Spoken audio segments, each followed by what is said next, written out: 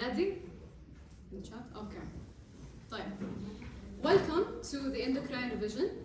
Thank you for whoever is attending, whether it's online or face-to-face. Inshallah, we'll make a good benefit of it. And we'll address all your concerns. This is a revision, not an explanation. Inshallah, we go through it clearly or concisely. All of your doubts will be addressed. Okay? طيب. بدأنا. Okay. First we'll start. I want to say in endocrine, I always thought of it like a puzzle. Okay? It's kind of like a puzzle, it's kind of like playing a game. You're playing a game with the hormones. You have to know what the hormone wants from you, what is its function, where is it released, and stuff like that. And and then you kind of play with it. When it increases, what happens, when it decreases, what happens, and that's basically it. Now, an outline of the chapter itself, it's kind of like the first 5 lessons are basics. What's a hormone? How is it transported? How does it act on, the structures in the body? وبعدين the rest are the actual glands and the hormones. Okay? طيب.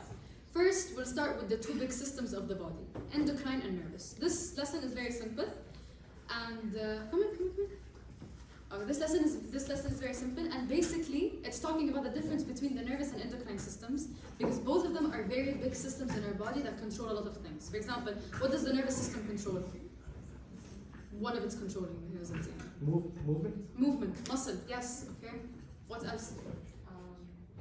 What does it do? It has nerve impulses, صح? But what's the characteristic of this impulse?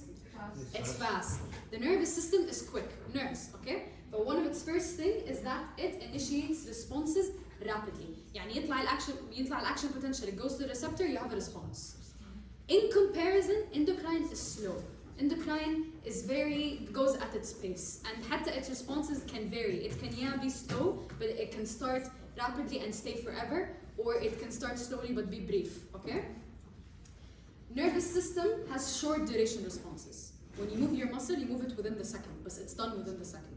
Endocrine is long duration, as I said, could stay for a long period of time. Okay? زي مثلا any hormone related to glucose, any hormone related to minerals that we're going to talk about, these are lifelong. Okay? طيب. Nervous system acts via what? I just said it. What does it act through? Action potentials, nerve impulses, electrical impulses, صح? Here we have depolarization, repolarization, and all of that. In contrast, endocrine acts with hormones. Okay? And we'll talk about hormones in a second. And also, nervous uses neurotransmitters, and endocrine uses hormones related to the blood. Nervous is at specific locations, صح? When the nerve wants to send an impulse to the muscle, whether it's to an organ, whether it's not, it knows exactly where it needs to send it. The neuron goes right to the place. But endocrine, what's the difference between the endocrine and the nervous system? غير these points. What is the difference? The big difference? It transports to the blood. It transports to the blood, yeah. But the nervous.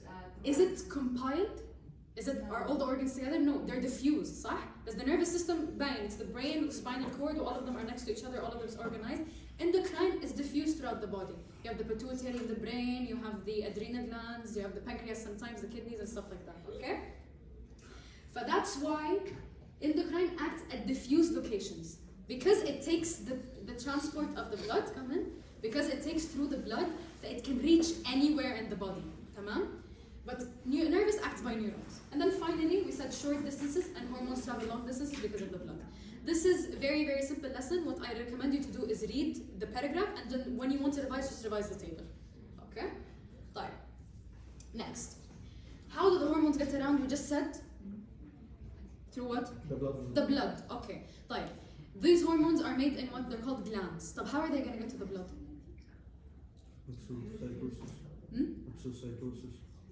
Exocytosis. Through which duct? Through which gland? We took it in tissue. We have 2 kinds of glands, صح? Ductless and the one that has ducts, right? With here exocrine gland. What's an example of exocrine? What does it release? Sweat, saliva. Stuff you find on the membrane, right? But this is not our story today. Our story is endocrine. We want to keep the hormones in. We want to keep them in the blood. But we use ductless glands. But for it to go to the blood, that means these glands are highly vascularized. يعني any place where the hormone is released, you're going to have to find a lymphatic drainage, you're going to have to find blood vessels or capillaries of some sort to get them to the main road اللي هو the blood. Okay? All clear? طيب.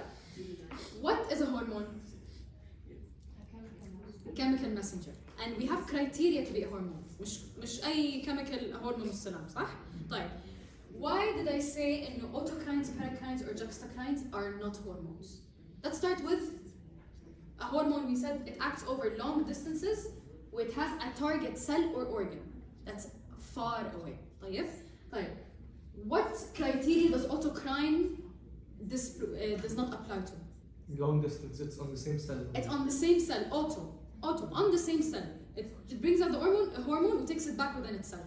But it's a short distance chemical and its action is within the secreting cell. This qualifies it as a hormone. Right? Take the other victim, paracrines. Why are they not hormones? Because they act locally. Because they act locally. And let's say I'm talking about, let's say we're talking about the pancreas. A cell in the pancreas could be releasing a hormone for the local cells, okay? The local cells. مش another organ, مش the same cell, locally. And that disqualifies it as hormone again because it's acting locally, not within distances, not within a target cell. And then finally, juxtacrines. Why? Why are they not hormones? Because they act to the cells next to them. Okay, طيب, okay, حلو. It acts to the cell next to them. So you can know the difference between para and juxtacrines? What's the difference? That the cells that juxtacrines act on, they do not secrete anything. I mean paracrine. Paracrine, yeah, okay. يعني the cell that secretes the hormone, it doesn't act within itself to act locally. طيب, ما هو what makes the local tissue فرق ما بين direct or close contact cells? Because the juxtacrine cells, they're next to each other. So Okay. paracrines are in the same tissue, but not necessarily like in contact. Exactly. Don't confuse them. مش عشان they're in the same organ فyou confuse them. Okay? Clear? Okay. Alhamdulillah. طيب.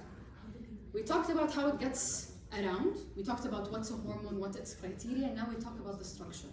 The structure of the hormone is very, very important. It's the key to understanding it. Okay? And here we're talking about its solubility in water. Is it water soluble or no? How does it affect it? Depending on if it acts like on the plasma membrane or the nucleus. Okay, plasma membrane or the nucleus. Why? Because if it's مثلا water soluble, can it pass through the plasma membrane?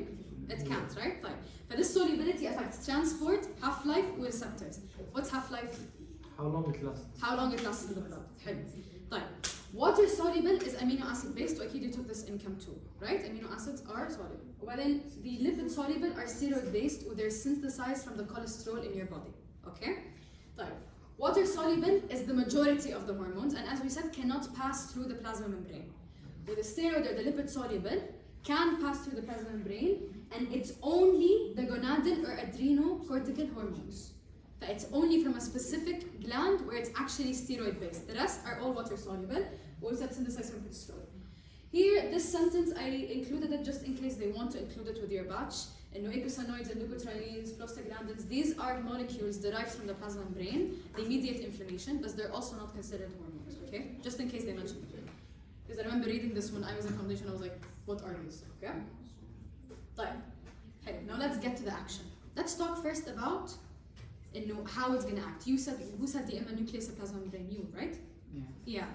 EMA, so it either acts at the surface level, let's say this is the plasma membrane.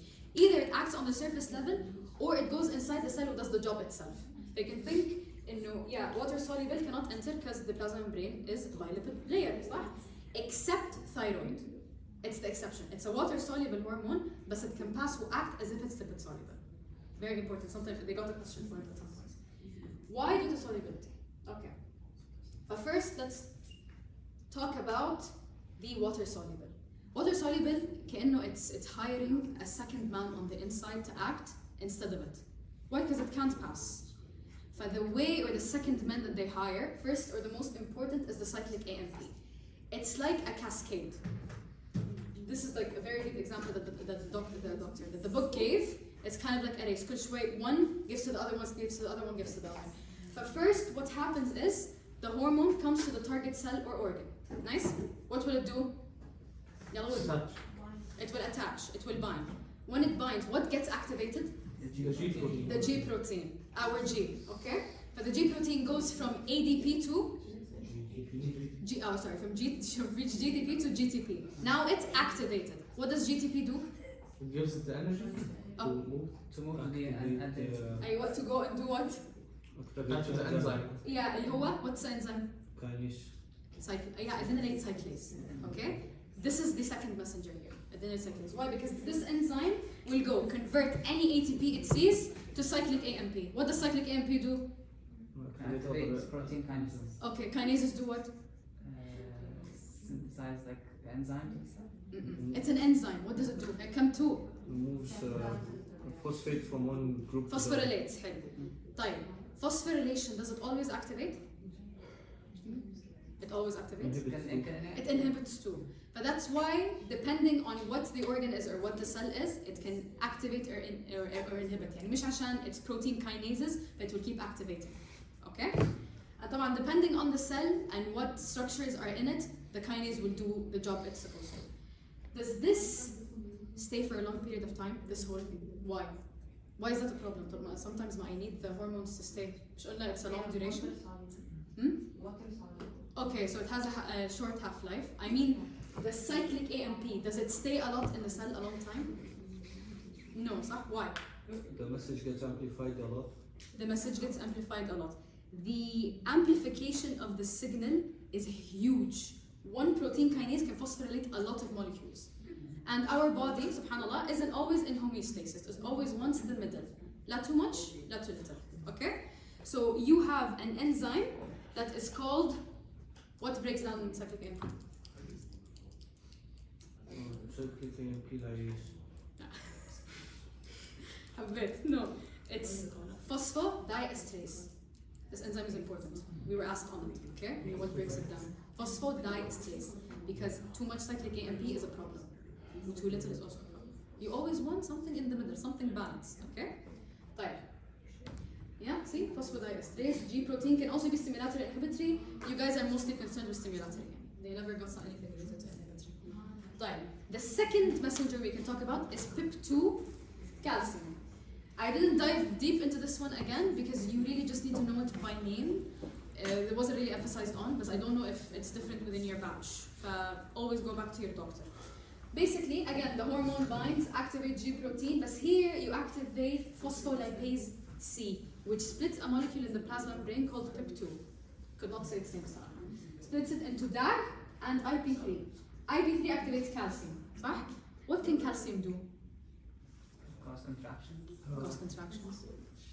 Action potential helps with the nerve, goes to the nerve, does something. Okay. There are a lot of functions of calcium. Activate clotting factors. Activate clotting factors. Whatever it needed to do, it's going to do it. Calcium can do direct activation of enzymes, and also can activate something called calmodulin, which activates enzymes that activates whatever needs to be activated. واحد بيسلم الثاني. One gives to the other. Okay.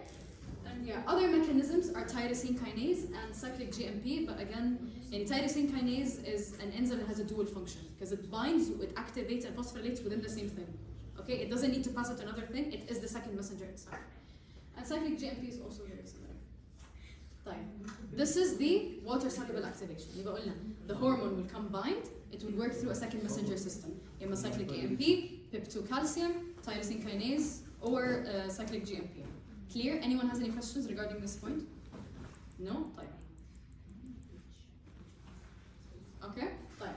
Next is the intracellular gene activation. We're talking about which kind of hormone? Lipid soluble. Why? Because it can go through the plasma membrane. Where is it going to go? In the nucleus. In the nucleus. Lipid soluble knows exactly its goal. It's going to go in, target the gene it wants, who activates its transcription for the protein that it needs. That's it. We said the only water soluble hormone that can do this is thyroid. Very simple, yeah. Diffuses through the plasma membrane, it forms a receptor hormone complex, goes through the gene, activates transcription, and then you have the new mRNA to do the new protein that whatever the cell needs, whatever the hormone needs. Isn't the thyroid the one that does the iodine stuff? Now, The thyroid hormone, was it the one that works with iodine and then? we will talk about it. Thyroid will be explained. Yeah, that's my point. Any questions about what I just explained? Tamam? Okay.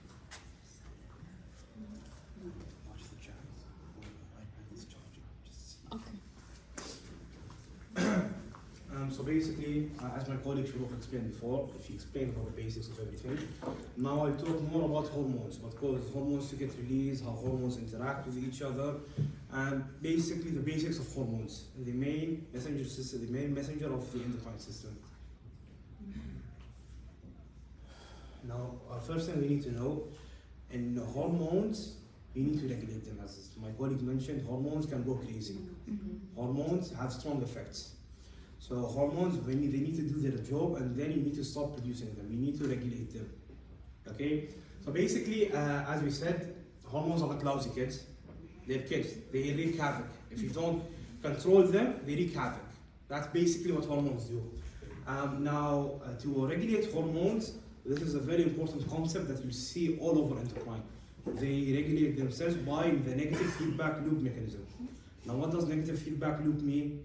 All hormones, except one exception only, undergo negative feedback loop. Now, what's the negative feedback loop basically? First things first, the hormone gets released to change something. The hormone gets released to change something, and when something, that thing changed and goes back to the level you want it to, it tells the endocrine gland, it tells the endocrine organ to stop producing the hormone. Why does it tell it that? So that it doesn't get overbearing and doesn't wreak havoc. That's what I basically here. Let's talk more about it.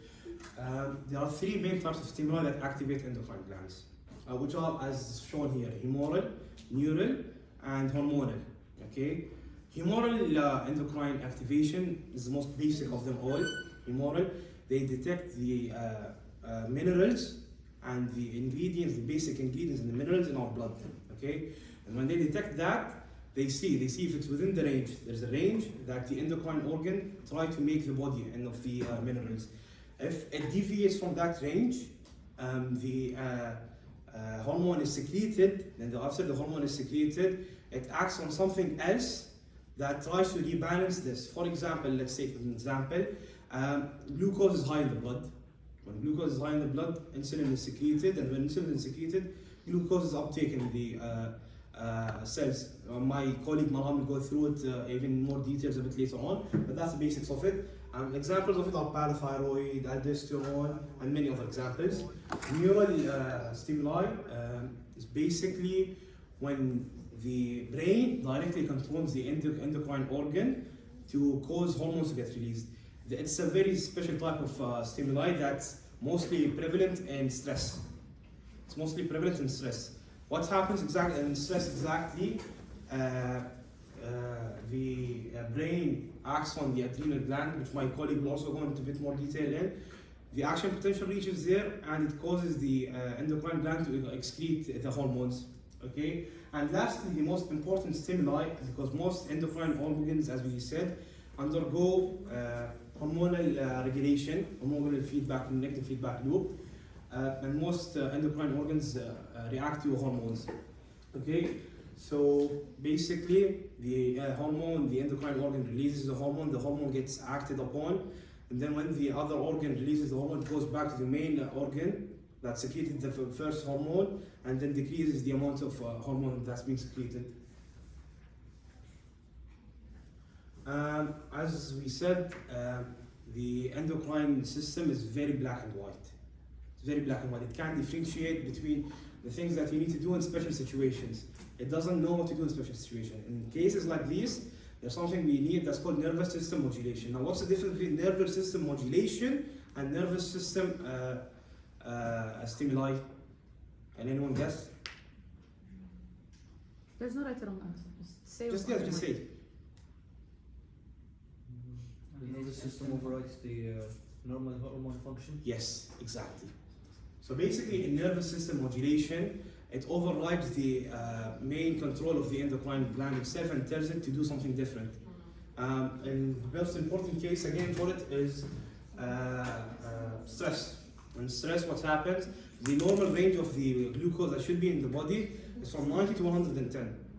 But when the body perceives that there is a stress that's going to happen in the future, for example, you're going to prepare for your exam or you have something to fight, your brain perceives that, and before it happens, it tries to prepare you for it. So what it does, it goes to the pancreas, for example, and then it stops it, makes the blood level, the glucose level increase in the blood from 110, it increases to beyond 110, sometimes 140. So it, as your colleague, as your friend mentioned, it changes the normal response of the endocrine gland. Basically, this is the thing that happens when the body undergoes stress. The brain detects that, it attaches to the hypothalamus and the sympathetic. The sympathetic is the nervous part of the body, and then they increase the glucose in the blood. Now, we need to talk about how cells respond to hormones. Now, cells respond to hormones. The level of response to the cells that need to have to the hormone depend on three main things, which are the level of the hormone in the blood.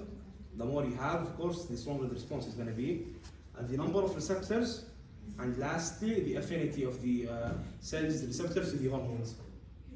Now, there's something that you need to know, an important concept, that for the organ or the cell to react to the hormone, it needs to have a receptor for it. It needs to have a receptor for it. Now, for example, there are some cases like ACTH, for example, the only receptor for it is found in the adrenal gland. And other receptors, like the receptor for the thyroid hormone, are found almost everywhere, because thyroid hormone is the quote-unquote crazy hormone, that's the main hormone for metabolism. Okay, so it's found everywhere. Now, the strength of the hormone response, you can act on two things mainly. If you want to increase the response to the hormones, you can either act on the level of the hormones in the body, okay, or you can act on the receptors on the body. The last thing, the affinity between the receptor and the hormone doesn't change much. It stays basically the same. Now, for the number of receptors in the body, what's an important thing that happens? It's upregulation and downregulation. The number of receptors are dynamic, quote unquote. They change responding to the situation in the body. So, for example, if the amount of hormones you have in the body is less, what's going to happen? What's going to happen to the number of receptors? It will increase. Why? So that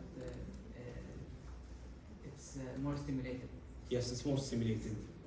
So it's going to respond even better for the. It's called this process called sensitization. Okay, and down regulation is decreasing the number of receptors. Why? Because there are lots of hormones in the body. For example, this happens where this happens, and for insulin resistance, which is called diabetes. Okay, so that happens there. The cells decrease their number of receptors so that they don't act in a vigorous manner to the hormone or the stimuli. And now this table, I don't know about your batch, it's not a batch. This table was very important, you need to memorize it. And basically lipid-soluble hormones are all steroid hormones, and the only exception, which is the thyroid hormone, the crazy hormone as I like to call it, and where they're found in the adrenal cortex, the gonads or the thyroid gland. This table you need to memorize it, because I remember we had questions from this table. It came as matching, so you need to memorize this. I love matching. You need to memorize this table as your name. So hormones, they interact together at the cell. Now there are three types of interaction that they may undergo. Different hormones at the same cell, they might undergo different interactions. You have three main types of interaction, which are permissive, synergistic, and antagonistic. Okay, permissive is basically like an old style relationship. One partner permits the other partner to do something. So, for example, thyroid hormone, without thyroid hormone, allows the reproductive organs to develop correctly. Okay, so without thyroid hormone, what's going to happen? The reproductive system is not going to develop correctly. So this is the point that you need to note down. We had questions from this point too. Synergistic is basically two people working together for the same goal. So when they work together for the same goal, they increase the effect of each other. For example, actually I want you to give me an example. What are two hormones that maybe act together?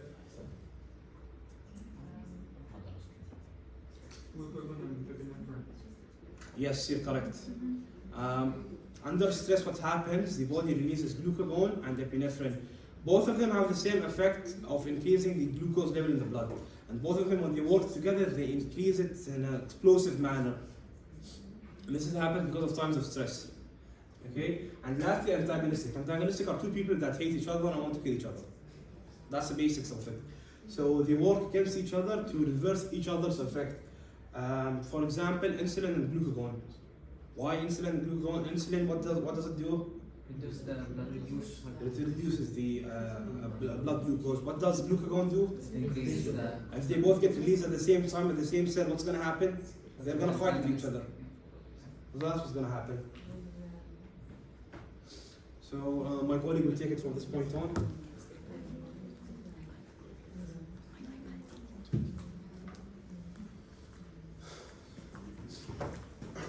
Okay, good morning, guys. I'll be explaining the pituitary gland.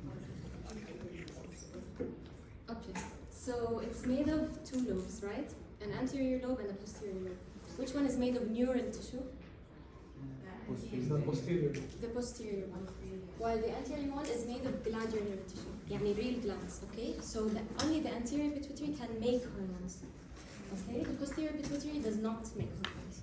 It only stores hormones produced by the hypothalamus. Exactly. So, So the posterior pituitary, because it's made of neural tissue, it's also called neurohypophysis. While the anterior pituitary, it's called adiphysis. Shurooq. Okay. So this is the hypothalamus with the posterior pituitary. Okay. So how is it connected together? Through this area. This is called the stalk, the ephendyma. Basically, the hypothalamus has two nuclei. What was nuclear? What does that mean? Nucleus. Cell bodies in the CNS. Axons, what are they called? A collection of axons in the CNS. Tracts, exactly. So, the hypothalamus has two nuclei, the paraventricular nuclei and the supraoptic nuclei. They both secrete two hormones, oxytocin and ADH. Oxytocin is mostly produced by the paraventricular, while the ADH is mostly produced by the supraoptic. How to memorize this? Remember this mnemonic SAD box, okay? So S for supraoptic, S ADH, and B, some people say no, paraventricular, okay? B oxytocin, tamam? So now what happens? The hypothalamus makes these hormones, and they are basically the nuclei, okay? Where do their axons end? They end in the posterior pituitary.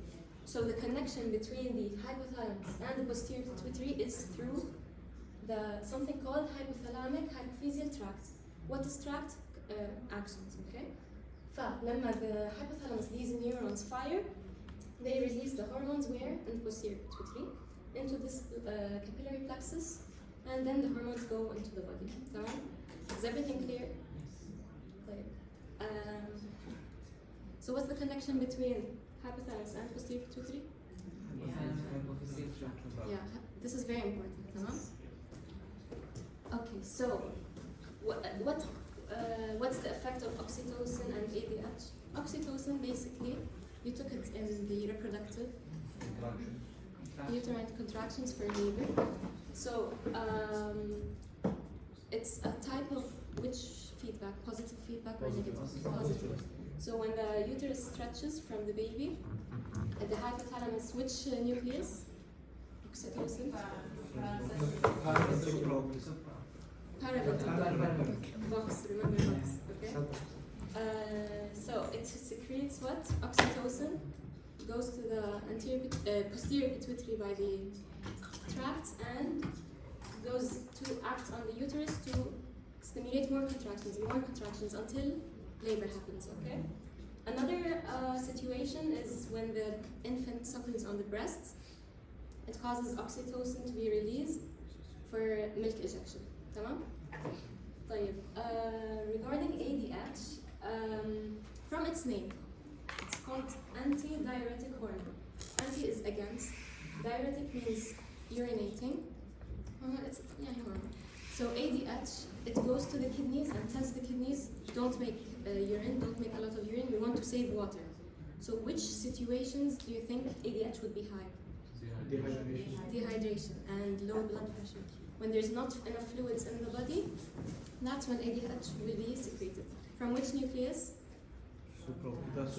Supraoptic. Okay.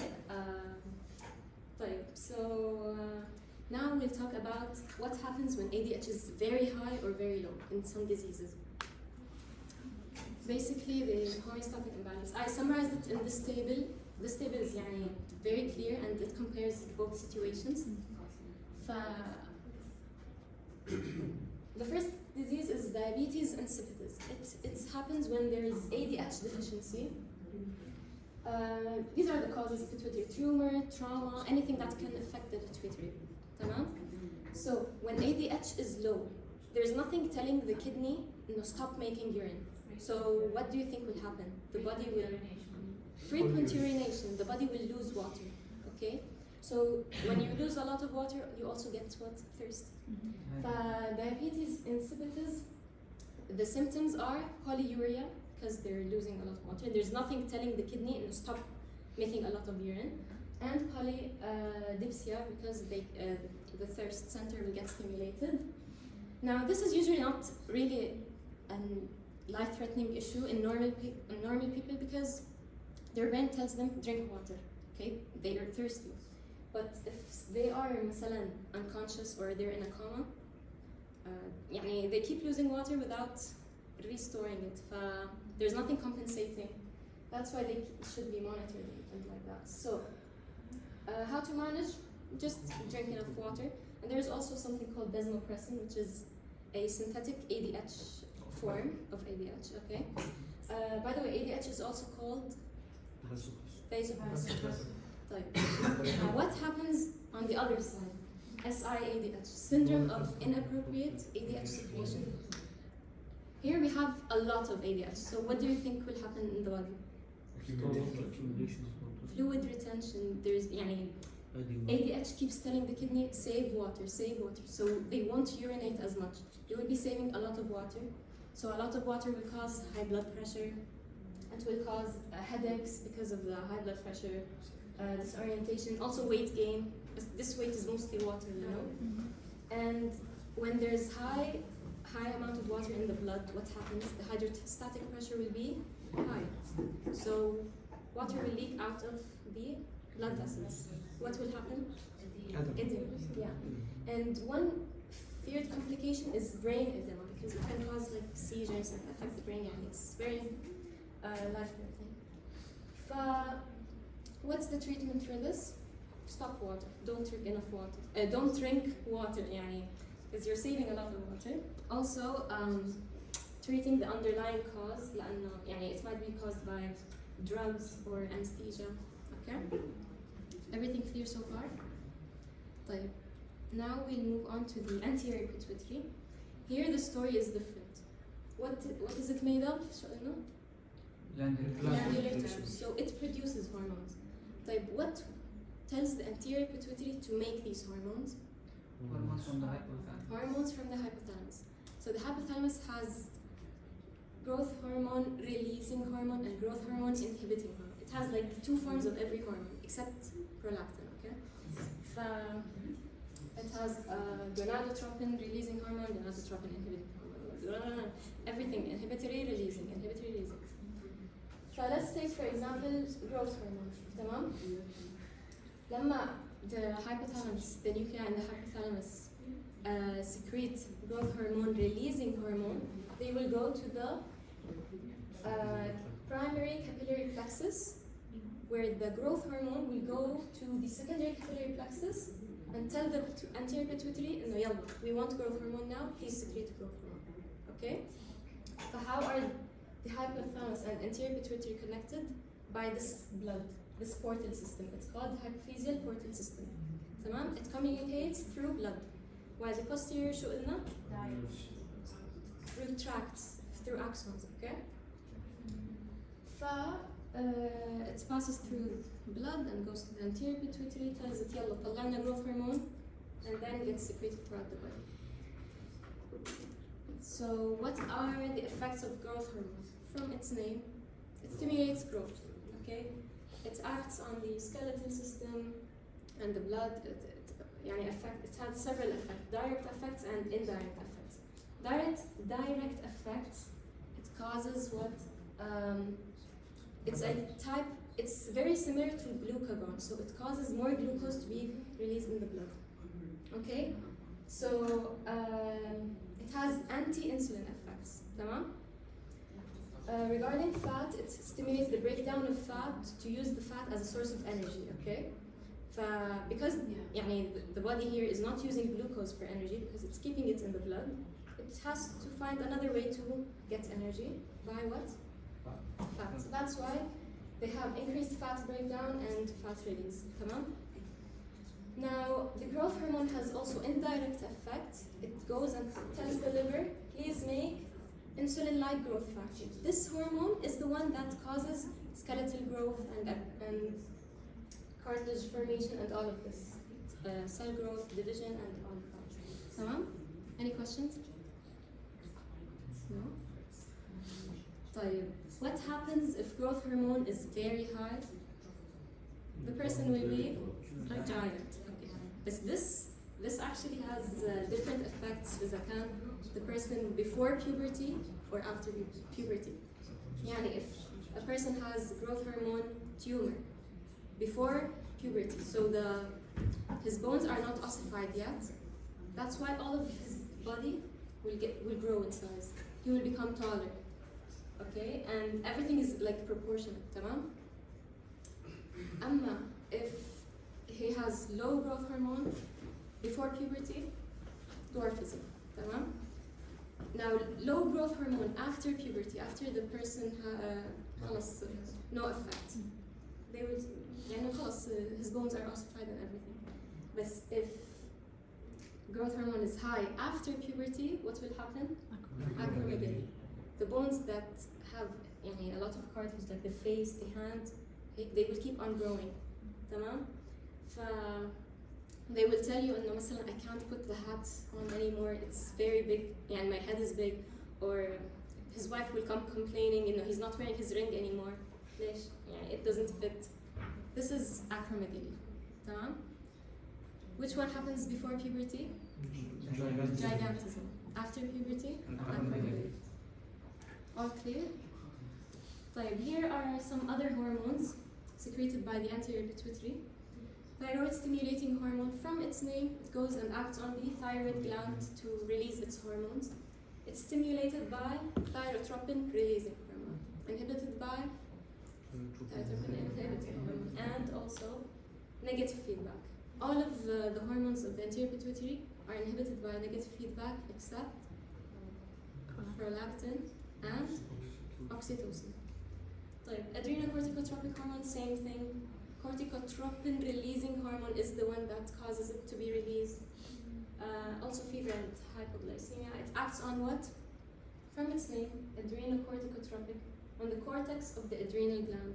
It causes it to release glucocorticoids and all of these. FSH and LH, they act on the gonads, testes and the ovaries to tell them secrete testosterone, secrete estrogen, progesterone, and all of that. And prolactin is the only one that doesn't have a releasing hormone. So how is it stimulated? By reducing the inhibiting hormone. What? Reducing the inhibiting hormone. Reducing the inhibiting one by decreased prolactin inhibiting hormone. So when this is really lowered, what will happen? Lactation. Now, if it's secreted in a high amount, what will happen? In breastfeeding people, عادي, they won't فصل milk. It's a man, he will have galactorrhea, which means secretion of milk from his breast. It's a man, what else? Okay, that's There's a question in the chat. Is it true that TRH can stimulate prolactin? I don't think so. For your level, you only need to know what stimulates prolactin. Low levels of prolactin inhibiting hormone. We'll talk more in details about the thyroid gland. We'll first talk about its general anatomy. Thyroid gland is located anteriorly.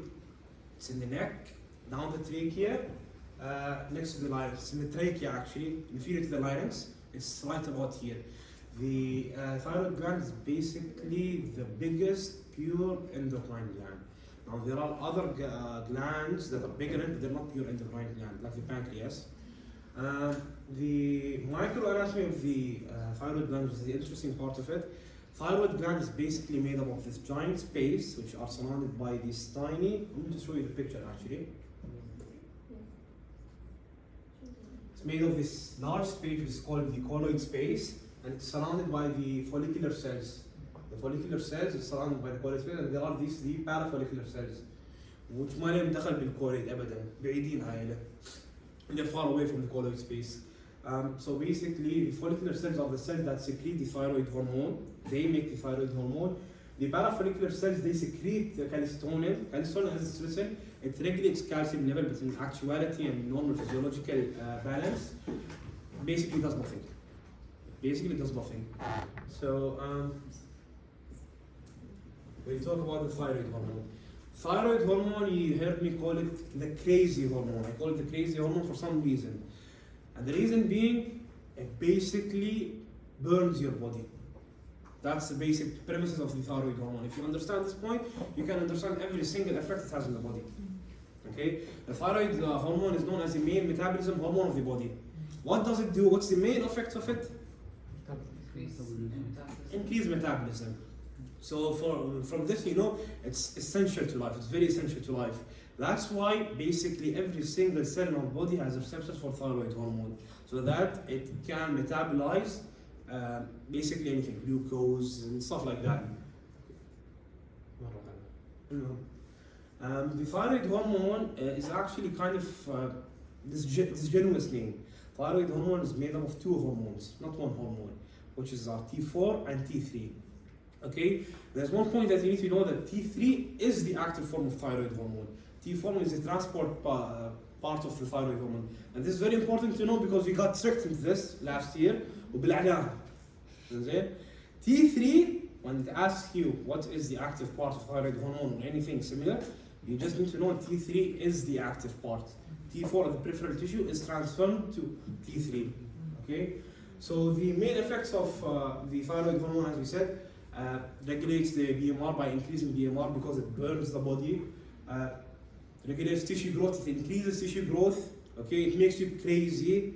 It makes the cells crazy and makes more tissue and more cells, and makes you nervous. Again, from the crazy part. Okay, and lastly, maintains blood pressure. Maintains blood pressure, actually increases blood pressure. Again, makes you crazy. So if you understand this part, you're gonna know all of the main effects and the imbalances of the thyroid hormone. So we'll talk a bit about how thyroid hormone is synthesized. This is a quick overview of it.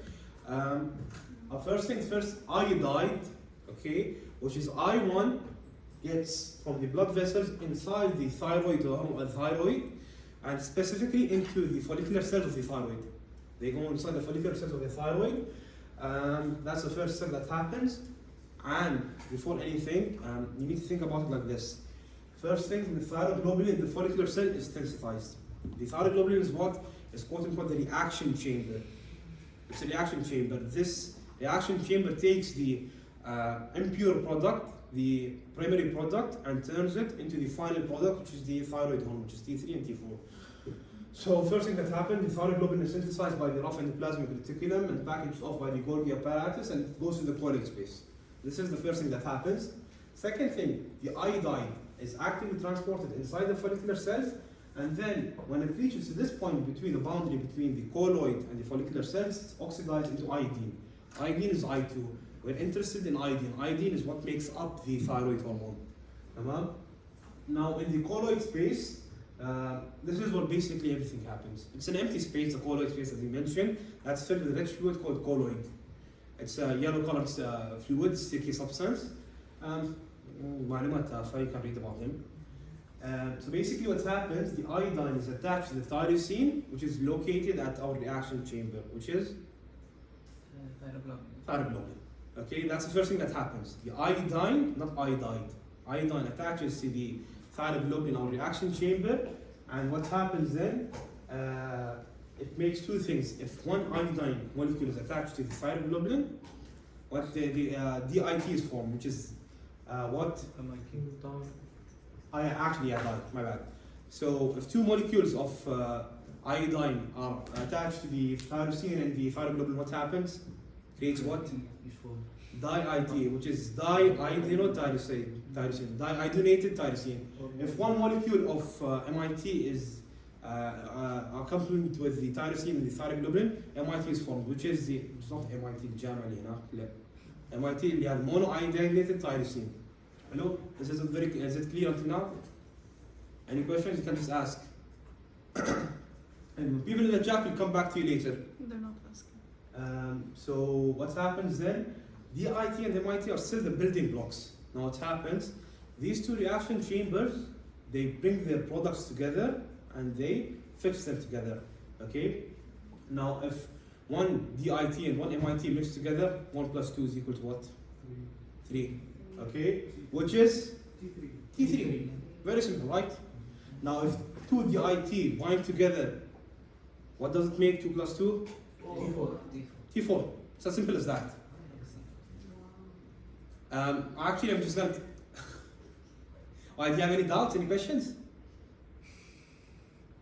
If you think I'm joking, actually endocrine is a simple chapter. It's very simple. It's like this. Just 1 plus 2 is equal to 3. That's basically endocrine. So you don't need to cry over it while studying it. Then what happens? This thyroglobulin, the reaction chamber is shipped off. Now the thyroid is a bit dumb, you could say. It ships off the whole reaction chamber. It doesn't ship off the products only. Okay? The reaction chamber is shipped off. It's endocytosed, and the endocytose is basically has a lysosome. This lysosome breaks down the T3 and T4 from the reaction chamber, and then it gets secreted outside.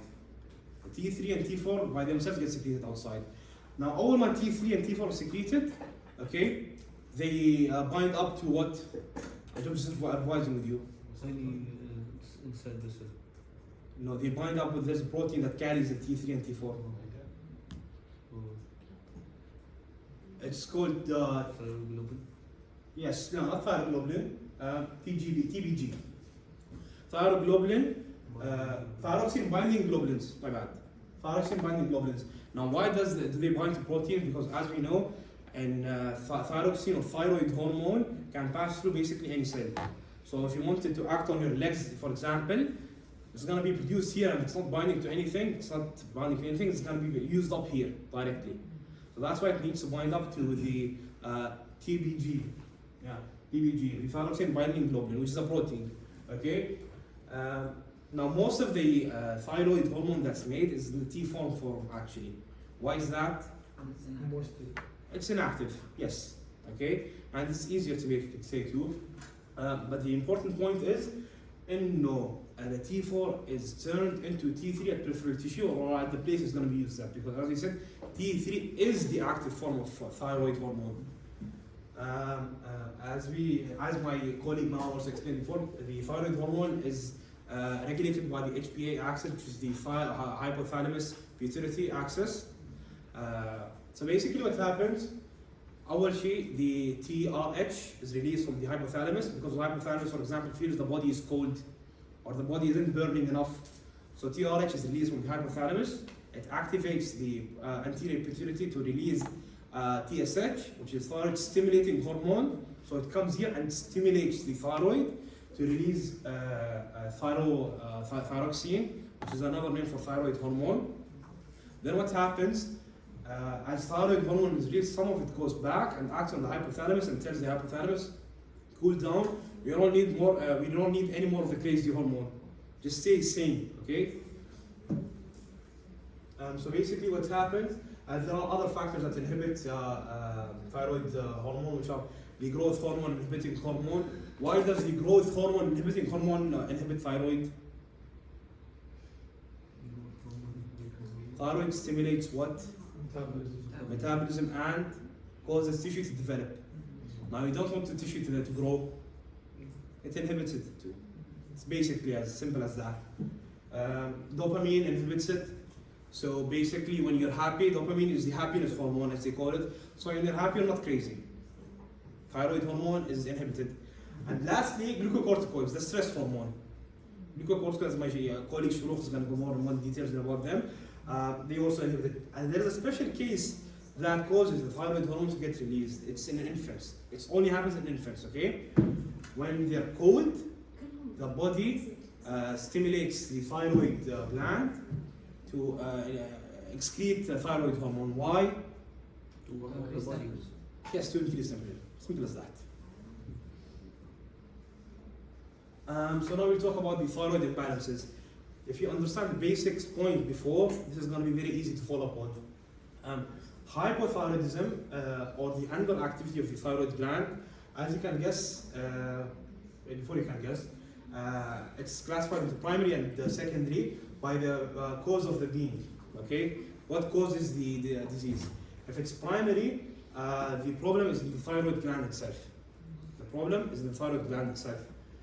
Secondary is a problem or insufficiency in the TRH or TCH or insufficiency in the receptors of them. You have hyperthyroidism. The most common hyperthyroid problem or pathology, as we call it, is an autoimmune disease called Graves. Graves basically means you're going to the grave because how excited you are. What happens exactly in Graves, I'm going to explain it a bit later in details.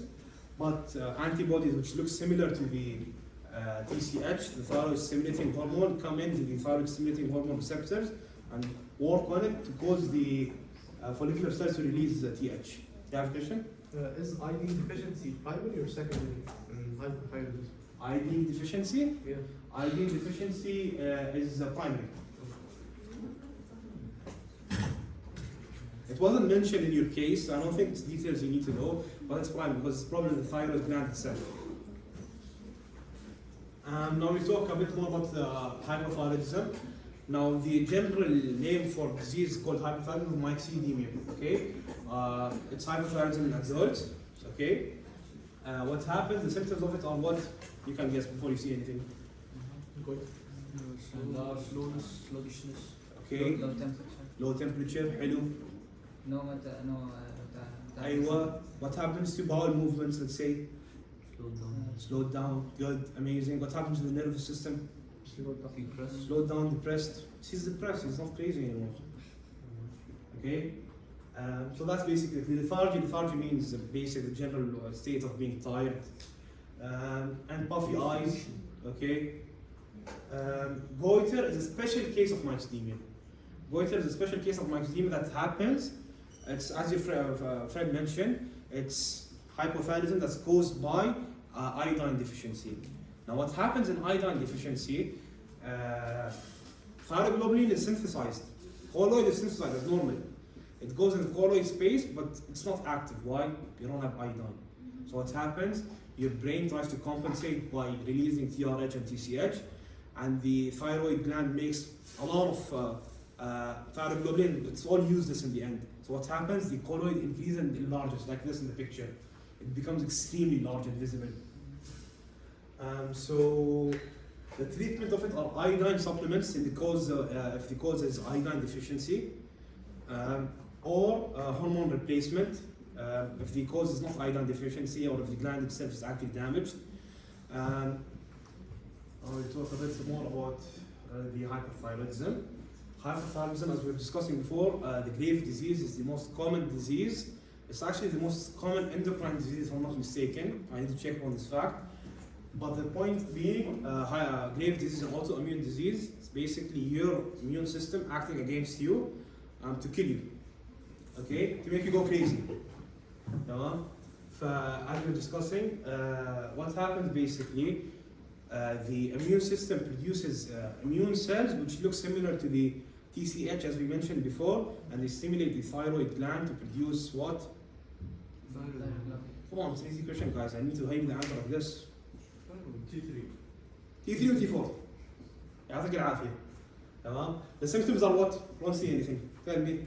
Go crazy. If there's a lot of crazy hormone. Go crazy. أيوة. Go crazy.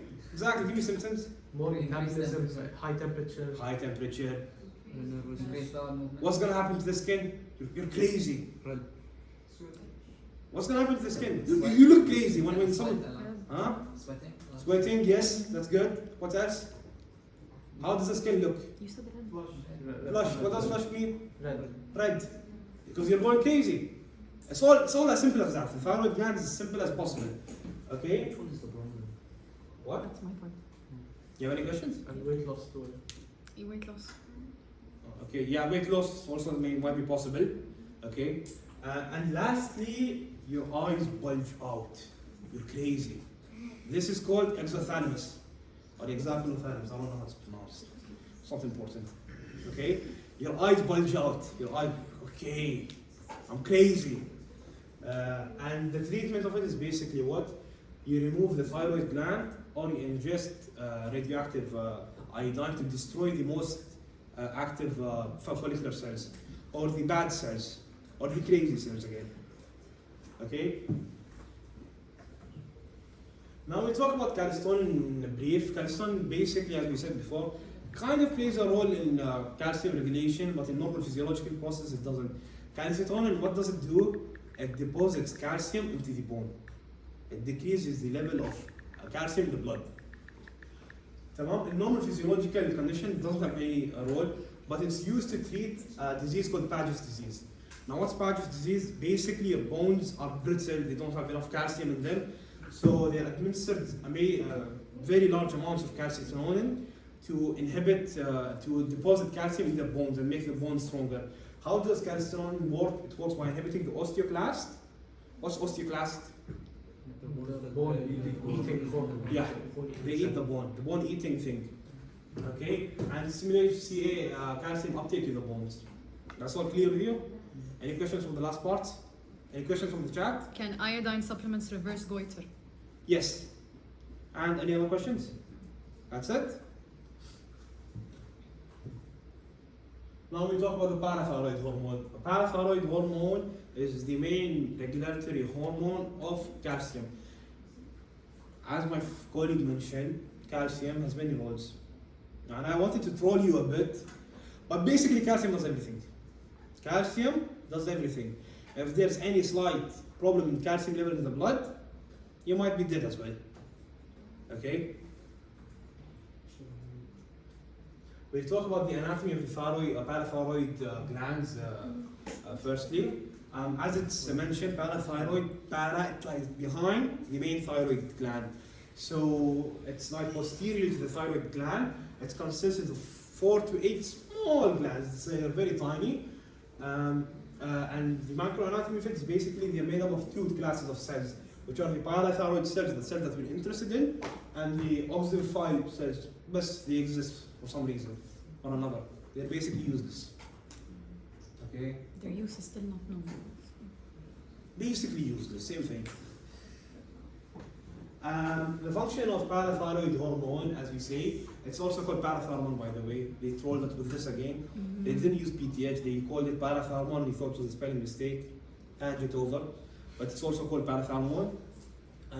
It's the most important hormone regulating calcium. Parathyroid's main function is destroying your bones to keep up your calcium level. Now, as we said, calcium is very important in the blood. So the body sacrifices the bones to keep it up in the blood. Tamam? So, as we know, for example, also something that I'd like to mention, hypercalcemia, what was it called? Hypercalcemia is not that big of an issue as the hypocalcemia is. So that's why parathyroid hormone has a more important role. So basically what happens, parathyroid hormone increases the calcium level in the blood by 3 main mechanisms. So the first mechanism is increased osteoclast activity, which does what? In the bone. In the bone and release both calcium and phosphate. We need to keep this in mind. Release both calcium and phosphate. And the other function of it is it increases calcium reabsorption in the kidney. And lastly, vitamin D activation. It increases vitamin D activation by the kidney. Now, vitamin D, what does it do? It goes into the small intestine and it increases the absorption of the calcium from the small intestine. So, vitamin D in this part is indirectly It indirectly causes an increase of calcium in the blood. Now, the disorders of parathyroid are very, very simple. You have two disorders, hyperparathyroidism and hyperparathyroidism. Okay? Hyperparathyroidism, the most common cause of it is cancer in the parathyroid or the thyroid region. The most severe form of it is osteogenesis fibrosa cystica. I'm not sure how that pronounced. It's a Harry Potter name, I guess. المهم, so what happens? Hypercalcemia depresses the nervous system. Now, why does this happen? I don't know if you remember or not, but in FNS last semester, you took calcium is used to cause endocytosis of acetylcholine, right? So what happens? Now imagine of calcium as a key to unlock a door.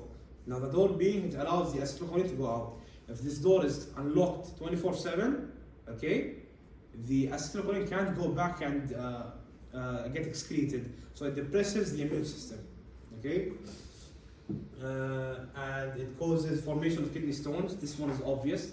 The calcium just accumulates in your kidney can't do anything with it and causes kidney stones. For hypoparathyroidism, hypocalcemia leads to excitable neurons, okay, for multiple reasons. And exciting neurons lead to what? Deafness and convulsions and basically other things. Hypoparathyroidism is very dangerous. It happens what? It happens during, this is the point that you need to know. It happens during thyroid removal. تمام? It happens during thyroid removal. The surgeons, they don't take care when they remove the thyroid gland. And it happens very commonly. They release the parathyroid hormones by mistake. Okay, so what happens? As we mentioned last year, we asked our doctor, they die away very fast. They die away very fast. And parathyroid hormone is that important, calcium is that important to the body. The body can't even treat it, you can't even begin to treat it. So what happens? It leads to respiratory paralysis and death because the hormones are. Do you have a question? Are you? Okay. And that's basically it. That's one part. Now my colleague Shurooq will take over. Okay. The part about the surgeons and stuff focused and we had a question about this. They love to get about it, okay? Right. Adrenal gland, very simple gland also. It has actually a bit of a structure similarity, which structure as in structure, I'll tell you why, between pituitary and a bit from thyroid. How? If you want to understand adrenal, understand the situation. Your body, as kind as you are, is selfish. It's selfish, especially when it feels like it's in danger or has to protect itself. The moment your body feels like it's in danger, nafsi nafsi. It will do whatever it takes to save itself. And if you keep that in mind, especially for the adrenal gland, you know exactly what's happening to all the targets in your body, okay? Right. When I talk about adrenal, I want you to think of one thing. Stress. Your foundation. I think we're all familiar with it, صح? Stress. Adrenal يعني I'm put in a stressful situation. And stress can be acute and chronic, short-term or long-term stress, okay? In the book, they started with the adrenal cortex, then the medulla. I will switch them for one reason, so you can see the difference between the situations, okay? Right. The adrenal gland, as I said, first of all, it's a pyramid-shaped gland on top of the kidney. It has a fibrous sheet around it and a cushion, like a fat pad cushion for its safety, okay? Adrenal gland is split into two, cortex and medulla.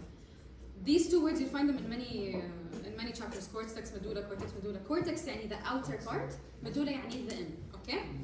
Adrenal cortex, this is the similarity to the pituitary, because pituitary has anterior and posterior, one of them is glandular, one of them is nervous. Same thing here. Cortex and medulla. Cortex is the glandular one, medulla is of neural sympathetic origin, M and M, so you never forget them. So adrenal medulla is part of the nervous system, sympathetic to be exact. And the cortex is of glandular origin, okay?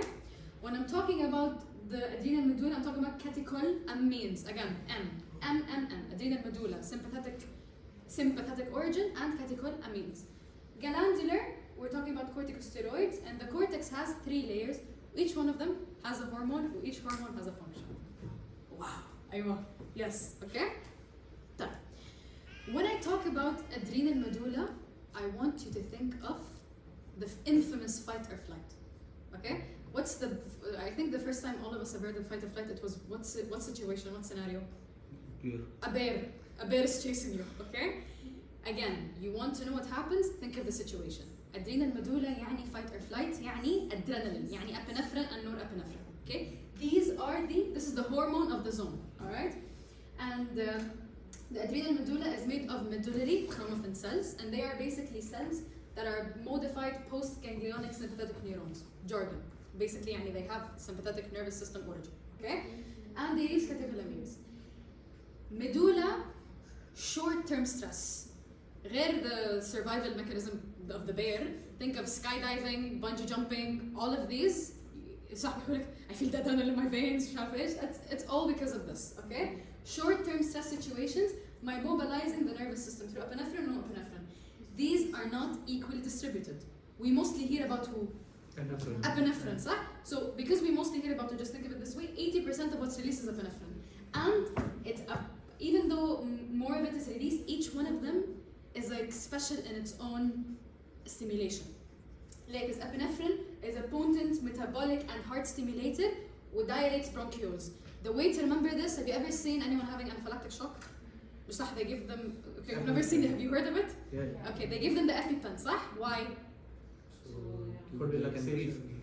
So they can breathe, because when anaphylactic shock they're swelling and stuff like that.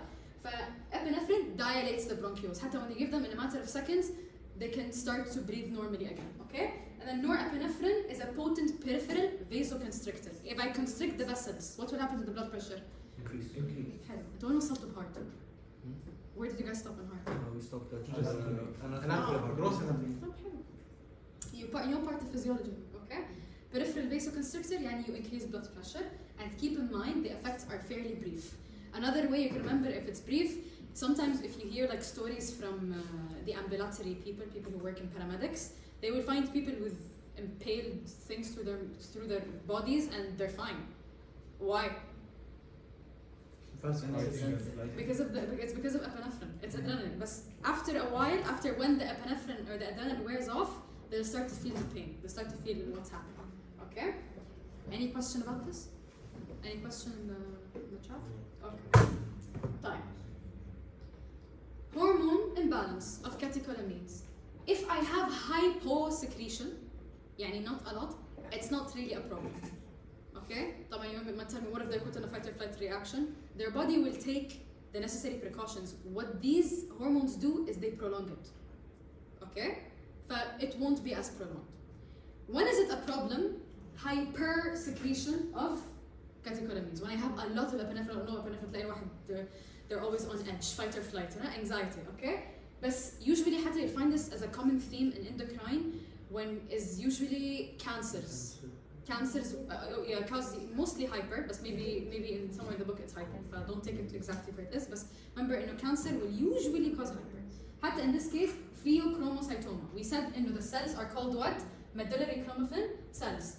These cells, if they turn cancerous, طبعا cancerous يعني مصيبة. All of the hormones are being released a lot, especially if the hormones help the cancer grow. They will be released a lot, okay? Effect is what's gonna happen? If I have a lot of epinephrine. A lot of fight and flight. أيوة, a lot of fight and flight. A lot of the effects of the. So طبعا, what are these effects of fight and flight? Increased heart rate. Increased blood pressure. Increased blood pressure. Dilated pupils. Less pain sensation. Less pain sensation. ليه? Because all your body is thinking what? Hyperglycemia. Hyperglycemia. Why? I'll talk about it in a bit. I know hyperglycemia is more in the cortex because this is brief, but it may happen too. I'm not exactly sure. But my point here is your body wants to save itself. It will give itself anything to save itself. It will make your skeletal muscles contract more, and all the blood supply will go to the skeletal muscles. Why? Because you're running. You're not going to fight the bear. You're running. It needs you to be faster. Dilates the pupil. Why? So you can see more. Why does it have a lot of increased heart rate, increased blood pressure? More oxygen. More oxygen. Every time you think of the situation, think, what does the body need? It's running from something. What does it need? It needs a lot of blood. It needs a lot of oxygen. It needs the blood to go to the skeletal muscles so they're fast. It needs dilates pupil. كذا. Okay? طيب. cortex. The adrenal cortex. Again, والله it's simple. Okay? The adrenal cortex عكس المدولة. This one قلنا it's the glandular one صح? And it has 3 layers. طبعا the names are beautiful. Okay?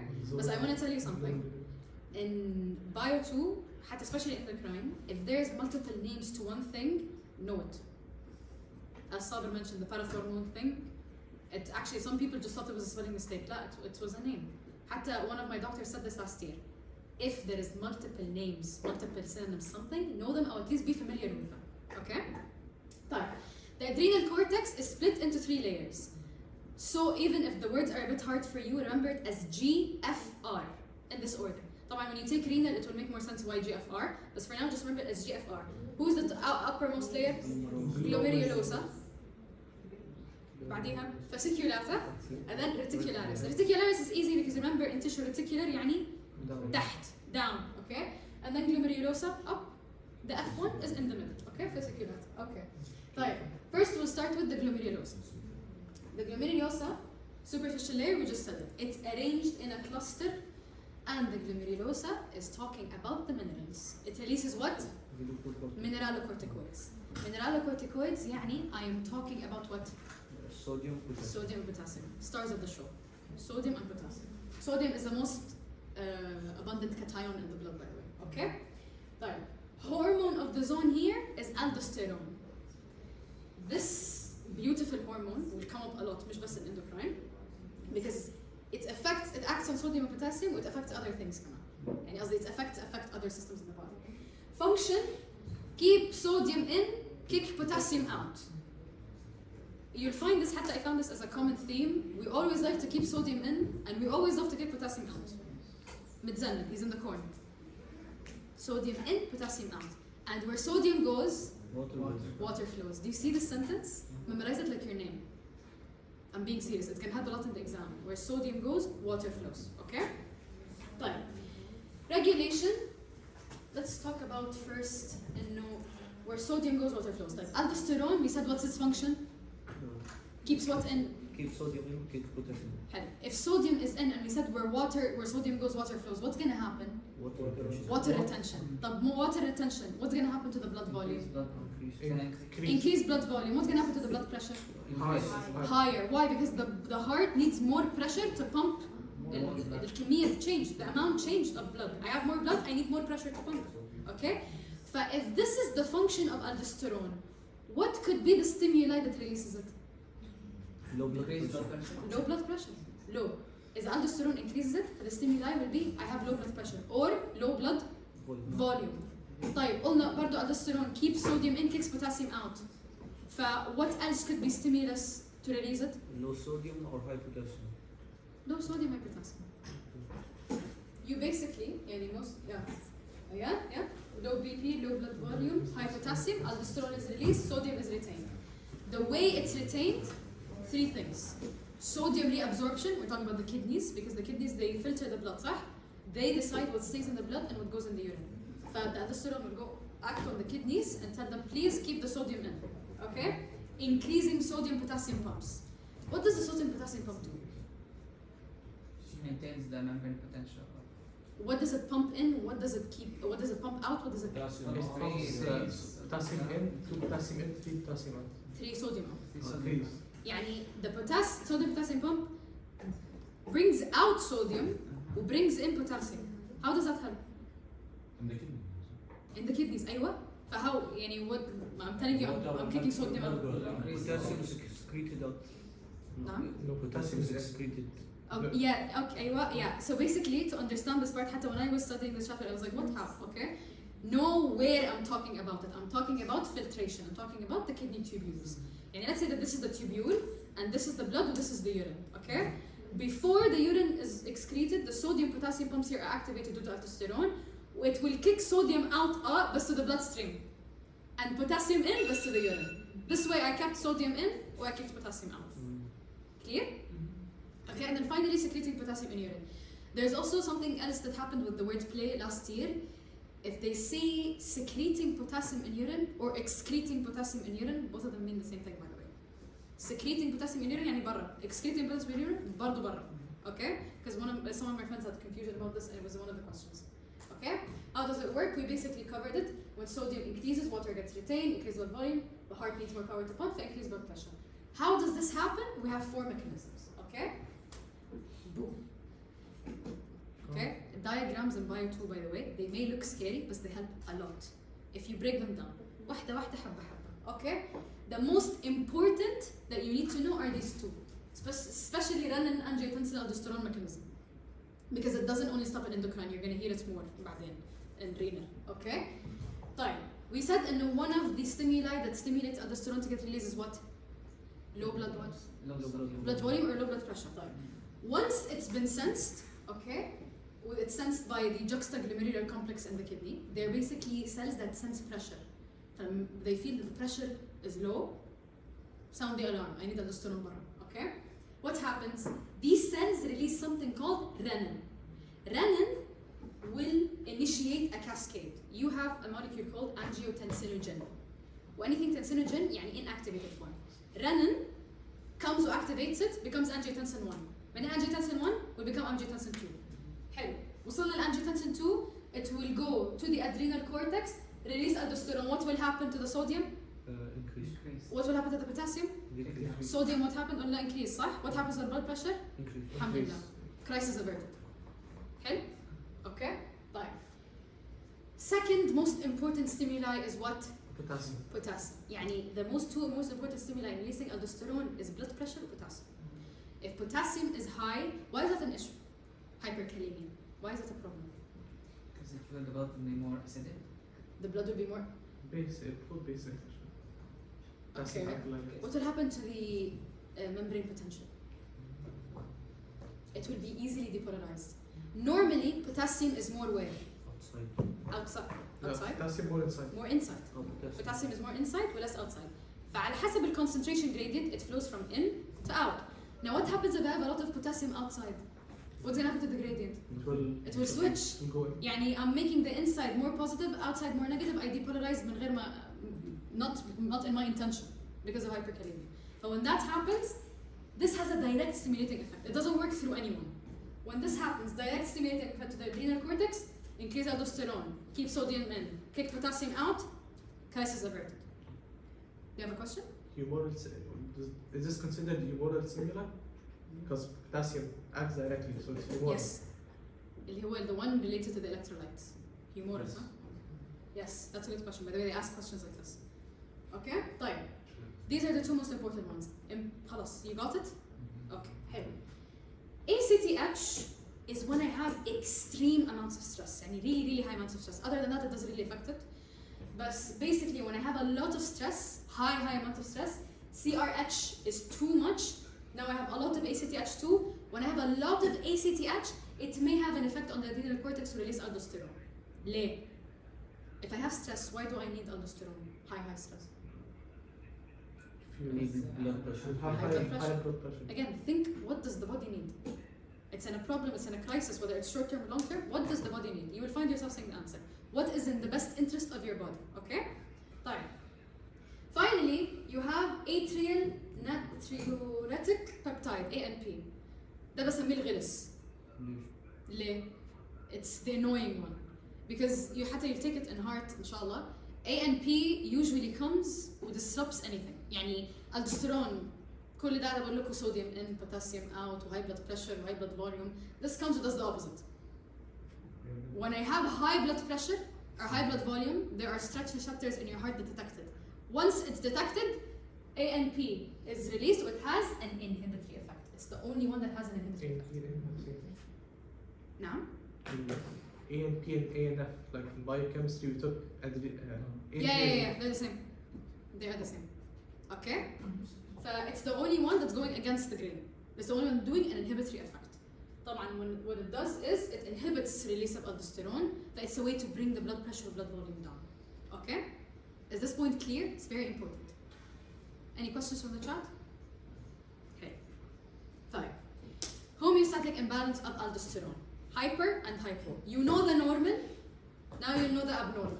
What happens if I have hypersecretion? What's it called? Before you just continue, there's one question from the chat. What is it?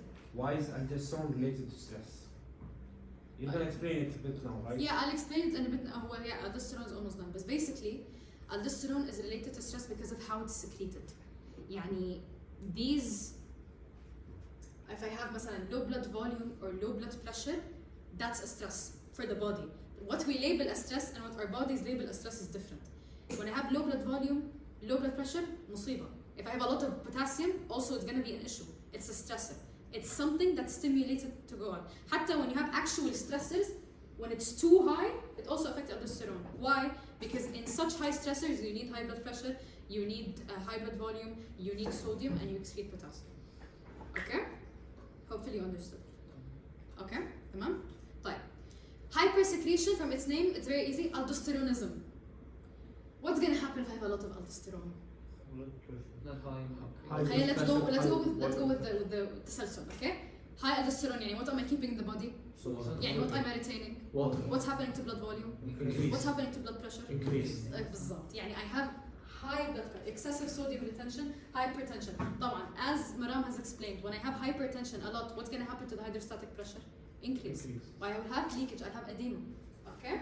And then extreme potassium loss. Again, our bodies like to be balanced. لا I have too much potassium, or I have too little potassium. Both of them are an issue.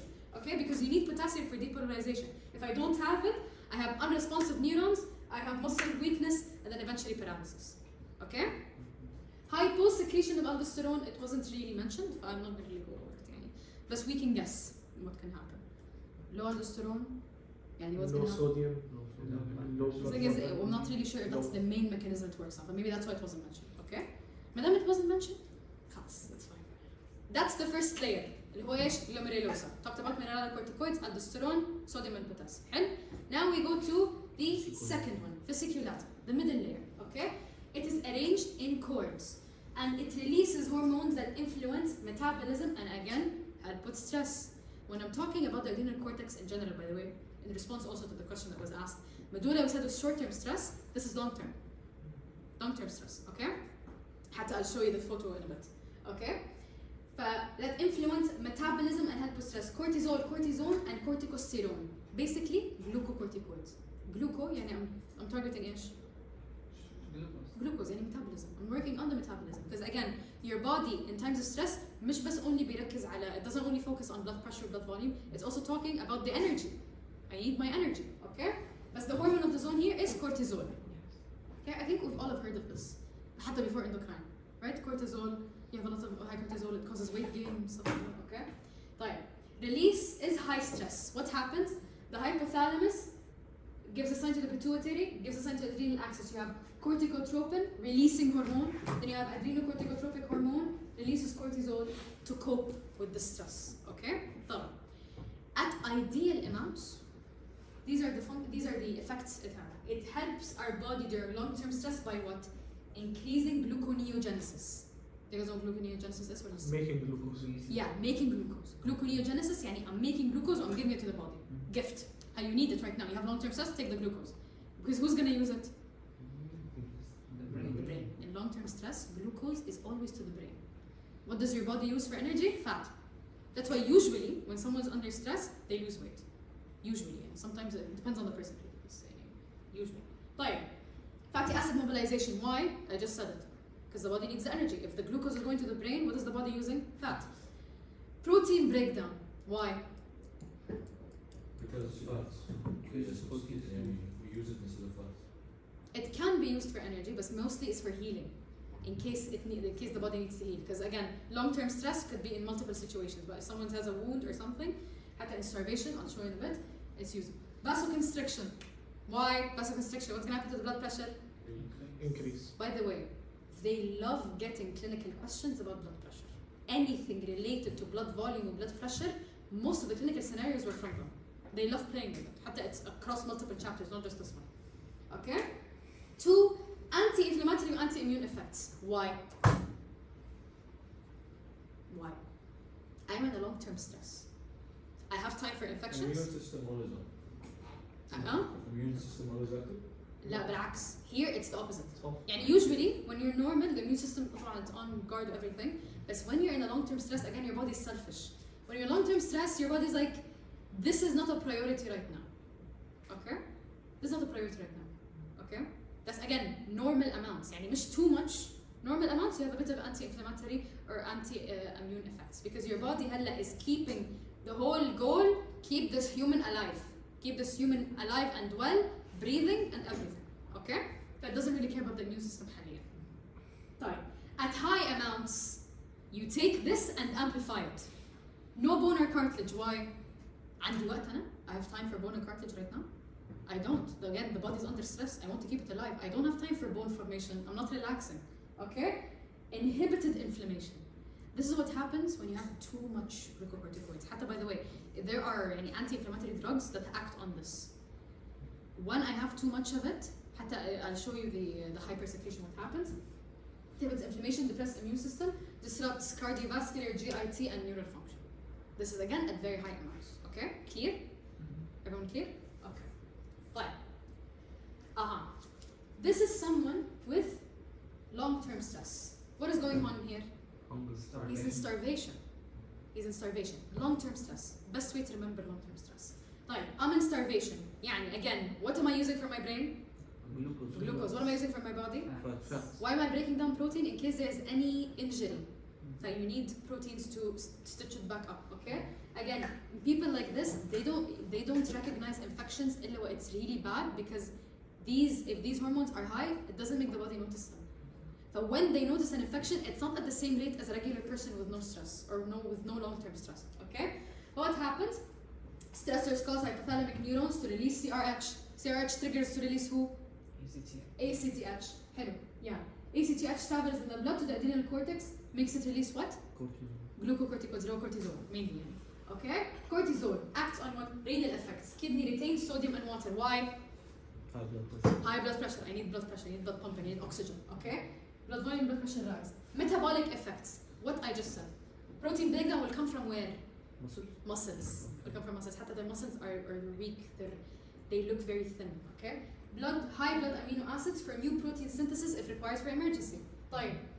The liver. What's going to happen to the glucose? Blood glucose will increase. Again, I need it for the brain. Gluconeogenesis. But I'll have hyperglycemia. Usually. No? Okay. Fat breakdown, fuel for muscles. In case the body needs fuel. Okay? Also suppresses the immune system, maintains blood pressure. Do you get what I'm saying when I mean look at the situation, you understand what the body needs? Okay? طيب. This axis. Important. Yeah. We just talked about it on it. I have the stressor. What's going to get released? Well, in fact, anterior pituitary release ACTH, adrenal cortex, cortisol, حلو. طيب, when I have a lot of cortisol, what's supposed to happen? Negative feedback. خلاص وقف. I don't need it anymore. I'm good. We're relaxed. We have food. We have a home. خلاص, it's fine. Okay? طيب. If you understand this axis, you'll understand the next question I'm going to ask in a bit. You know the normal. You know what the hormone is supposed to do. Now you know you have to do what? The abnormal. Two things. Hyposecretion. Hypersecretion causes who? Elder. Huh? You have a lot of water. Delay. Anyway, Cushing's syndrome. Okay? To remember it, do you guys know what a cushion is? مخدة. Cushion. If you sit on a cushion, what will happen to you? Hyper. Cushing's, cushion, hyper. هي الحاجات الهبلة دي اللي بتخلينا نفتكرها يعني. Okay? Also, Cushing's another way for remember. Cause is mostly overuse of corticosteroids. Because corticosteroids, cortisol, have an anti-inflammatory effect, it's used in the pharmaceutical line. Overuse of these kinds of drugs can cause the hypersecretion. That's the main cause. Yani. And other than that, again, lung malignancy, tumors. Because some of them release a lot of ACTH. And then adrenal tumor. Yani, the tumor can come in two places, either the lung or the adrenal gland. Okay? طيب. Effect, steroid diabetes. Why? What did we say happens to glucose? Gluconeogenesis goes to the brain. So, I have a lot. It's called steroid diabetes because it's caused by this. La diabetes insipidus or diabetes mellitus. Okay? Steroid diabetes. Due to increased كمان غير gluconeogenesis glycogenolysis. Glycogen is stored glucose. Okay? This also increases عشان again I need glucose. Need a lot of glucose. Extreme loss of muscle. Why? Protein breakdown. For protein breakdown. Okay? Water and salt retention. That will cause what? Hypertension, high blood pressure, and edema. Overwhelming infections. You say why? Depressed immune system. Depressed immune system.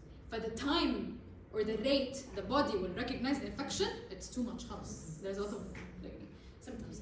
And then by the way, any symptom I have in another color, this is the keyword. يعني when you're reading the question, طبعا I always say read the question till the end, read the options till the end, and I say this till the day you see me leave this university. Is that in bio 2, okay? But when you see this, at least you know where your mind is supposed to go, okay? Swollen moon face and buffalo hump. Why? Lipid accumulation. Lipid, yeah, you have fat redistribution. حتى another way to remember Cushing's for hypertension is because they have a Cushing, buffalo hump, okay? And moon face. Usually they put these symptoms in the question, okay? And that's how you know. And immediately I'm thinking about cortisol or glucocorticoids. Like hyper good, hypo, Addison's O. Addison's has an O, hypo تحت, okay? طيب, if I'm in a stressful situation, cortisol is not available, it's low, what's gonna happen? Skinny. Skinny, it's low. I don't think they really talked about her. But مثلا we said the usual function of cortisol is what? High glucose in the blood, صح? فlow, what will happen to glucose in the blood? Hypoglycemia, okay? Low blood sodium, ليه? Because it also retains sodium and water. But now I don't have it, I have low sodium, hypotension, and dehydration, okay? Bronzing of the skin. طبعا bronzing here says it's due to increased ACTH. طب how? Isn't this hyposecretion? The fasciculator is not releasing the hormone. أيوة, okay. So we go back to this axis. Let's say I have a problem in the adrenal cortex, the fasciculator. I have a stress. حلو. The brain will be like, okay, خلاص. CRH, ACTH. Okay, the body senses cortisol مش عالي. Let me send more. But this high ACTH causes also melanin production. That's why they have the bronzing of the skin. Okay? Always remember. Finally, also I forgot to mention something. The last two layers, fasciculator reticularis, fasciculator was for glucocorticoids, reticularis was for sex hormones. This is the major. Both of them have a minor of the other. فهمت قصدي؟ Okay? So that's why here it accompanies برضو غير هيك mineral و glucocorticoid deficits. Okay? But usually we're talking about glucose mostly. Finally, zona reticularis, the lowermost layer. It is arranged in a net-like arrangement and releases hormones that affect these sex hormones. Hormone of the zone here is androstenedione and DHEA. I will not pronounce it in way. And what do they do? Through reactions, they're kind of like precursors. Okay, through reactions, they get converted into the appropriate hormone for each gender, whether it's testosterone or progesterone or estrogen. Okay, but the amounts released compared to the gonads are very little. If there's a problem with this, and we'll talk about it like that, it won't really affect the sexual growth of the person. Okay? Function, axillary and pubic hair, sex drive, and postmenopausal estrogen. Why? Because in women, when they go through menopause, the ovaries are not working anymore, and the ovaries are the main source of estrogen. When this is done, when this is done over, the only one that's still releasing estrogen in a little amount is the reticularis, the adrenal cortex. Okay? Type. Hyper, hyposecretion. Hypersecretion, again, name is very easy. Adrenogenital syndrome. Androgenital syndrome. Why remember here? What's the hormone released? Androstenedione. زي aldosteronism. Okay? Here you have adrenogenital syndrome. طبعا in males, this won't be a problem. Okay? Because androstenedione here is converted usually to testosterone حتى in men. Okay? Here, it's not a problem. Why? They'll just have more body hair. They will have more mature secondary sex characteristics that arrive early, which isn't really a problem for a man. Okay? طبعا this is in a woman, that's a problem because she will have masculinization, male-like characteristics, and they'll mention it in the question. She will have more axillary hair, her clitoris will be different, it will be like a small penis, all of these things. Okay? طبعا this is a problem for females. It's not really a physiological problem more than it is psychological because she's masculinized. Okay? Hyposecretion is minuscule and is not mentioned. Obviously here why is it minuscule? Because its effect on the sex hormones is less. Is low because it's not the main supply of the sex hormones. It's very little. Okay? Well, that's it. Thank you.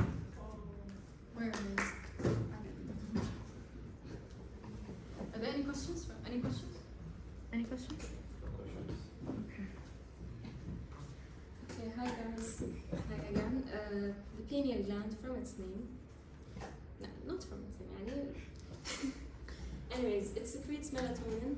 What's melatonin for? Sleeping. So, just know, it's derived from serotonin, and melatonin is secreted in like a cycle. Like it gets high and then low and high and low. The peak levels are at night, of course, and lowest levels are at noon.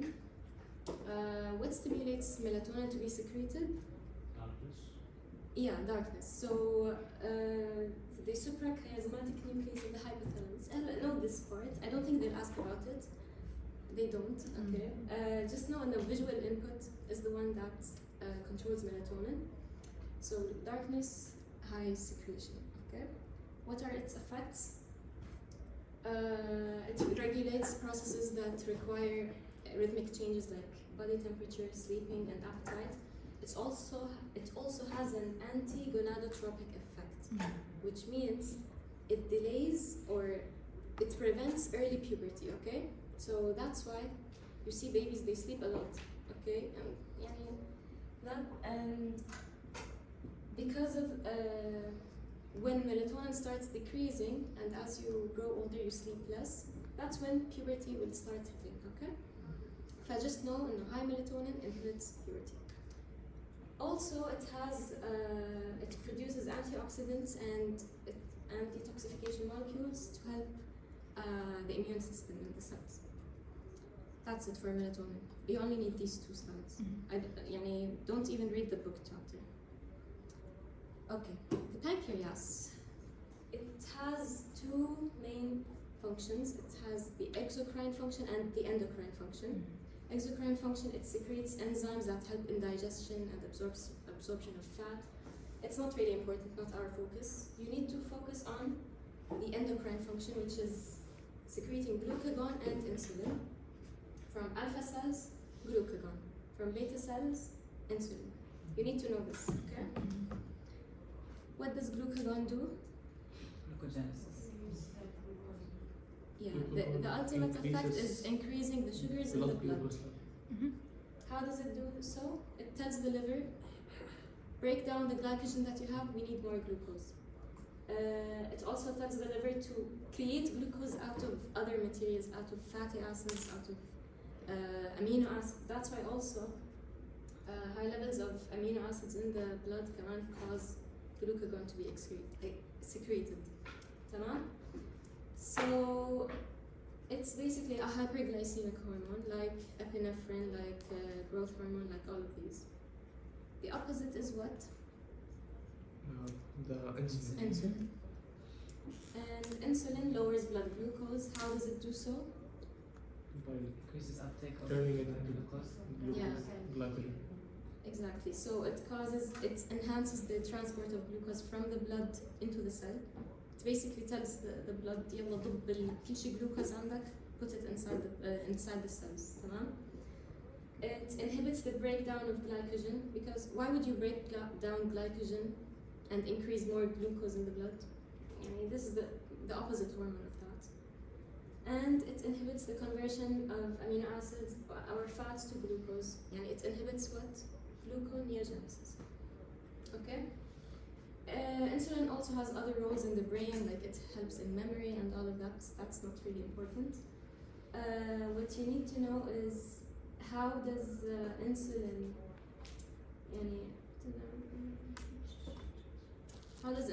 cause the glucose to go back to the cells? Through these mechanisms. Yeah. Inside the cell, what happens? It breaks down glucose through glycolysis to meet the energy demands. This is the most important step. Next, if we have more glucose, it converts it to what? The storage form, which is glycogen. And if we have more glucose, it converts it to fat. That's why when you eat a lot of sugar, you get fat. مع إنه how شو دخل lipids بالsugar? This is why. Is it clear? Okay. What influences insulin to be released? High blood glucose. high blood glucose. Acetylcholine also has some effect. Other hyperglycemic hormones, you know, the what Saber explained, acts antagonism, synergism. Okay, and high levels of amino acids and fatty acids. Are there any questions, Bilcha? طيب. Now, this diagram explains what happens when the body has no insulin. يعني in case of diabetes mellitus. Basically, no insulin in the blood. There's nothing telling the glucose to go back to the cells. ما في شيء عم يضب الجلوكوز. So there will be hyperglycemia. And glucose is osmotic, so it grabs water with it. What happens? in the Dehydration. kidney? If you have like polyuria, you have dehydration. Polyuria and polydipsia. This is why they urinate a lot because glucose is dragging water with it, and they get thirsty because they're losing the water. They also have polyphagia. Does anyone know why? It's breakdown of fatty acids. I mean breakdown Why of is there mal- polyphagia? Okay. Because Breakdown of muscle. accumulation. It's because the cells are not getting energy from glucose. So the cells are hungry for energy. تمام? That's why the person has polyphagia. يعني there's no insulin to help the body Breakdown of use glucose. glucose. So his body is always hungry for energy. And instead of using glucose, يعني since they can't use glucose, there's no transporter for glucose. What do they use for energy? They use fats. And fat generates ketone bodies. And this is why they have the acetone group. Also, ketones play with the electrolyte balance in the body, so they might have heart rhythm abnormalities, nausea, vomiting. We don't want the electrolytes to be imbalanced. They cause a lot of kharabit, okay? So there's two types of diabetes. Type 1, the genetic one, and type 2. Type 1, what's the difference between them? Type 1, you're born with it, you don't have insulin, like you don't have insulin at all. Type 2, the receptors of insulin stop working. Yes, exactly. So which type would insulin shots help? Type 2. Type 2. Because... No, Wait, not type 2. the receptors don't work in type 2, so they work in type 1. You don't have receptors. You have receptors in type 1, but you don't have insulin. Yeah. So shots should work in type 1. So shots will help in type 1 لأنه there are the receptors are there, they're working, but there's no insulin to stimulate the receptors. أما type 2, the receptors خربانين, but the body has insulin, and the body is producing insulin. No effects are being shown ليش? Because there's no receptors to do the effect, okay? And both of these types have these classic symptoms: polyuria, polydipsia, polyphagia. Next, the gonads and the placenta. All you need to know about them, يعني don't really focus on them لأنه you're gonna take them more. You took them أصلاً in the reproductive system. Just know the ovaries, they make estrogen and progesterone in response to what? FSH and LH coming from the anterior pituitary. And what stimulates FSH and LH? Gonadotropin releasing hormone. Okay? فيعني كل واحد بيحكي للثاني do something. الأخير estrogen and progesterone will be released. Know the functions of estrogen and progesterone as well as testosterone. Okay? The placenta, it's the only temporary endocrine organ that can exist. Okay, it releases estrogen, progesterone, and HCG, human chorionic gonadotropin, to keep the pregnancy going. Okay. The last thing that I'm going to talk about is this table. They excluded everything except these three, and the heart.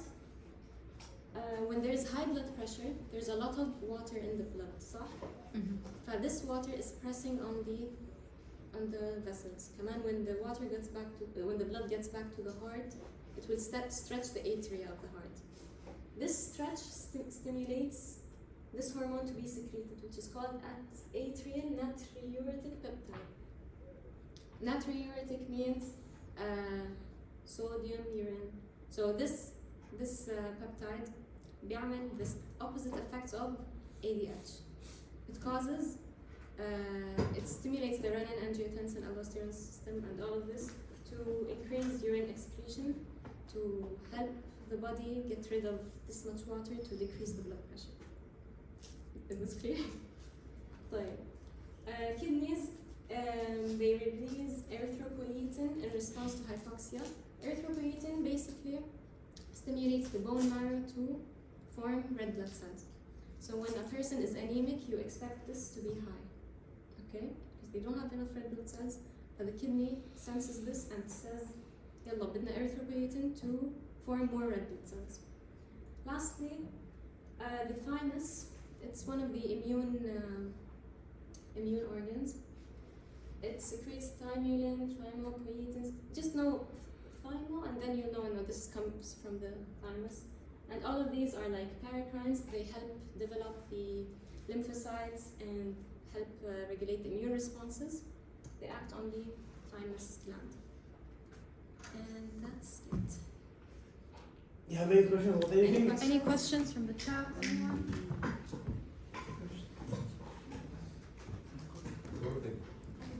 أنا just asking for. Is there any? Close and close it. Wait. No, there isn't.